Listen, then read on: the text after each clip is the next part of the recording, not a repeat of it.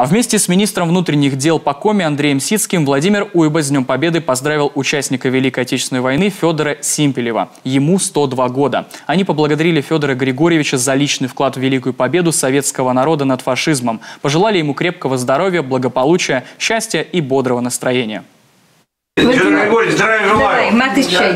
Глава республики приехал, Владимир Викторович Уйба. Поздравить вас с наступающим Днем Победы. Спасибо. Да. Значит, ну цветы мы племянницы.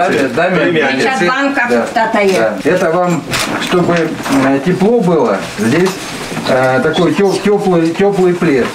А это на стол. С главой пекли торт. 9 мая, ты видишь, да, с Днем Победы. Это на стол. Давайте. Открыточку почитаешь от нас. Ну и с учетом того, что счастливые часов не наблюдают, вы никогда часы не носили, а мы специально для вас сделали часы к 100-летию нашего министерства, вашего любимого министерства внутренних дел по республике Коми.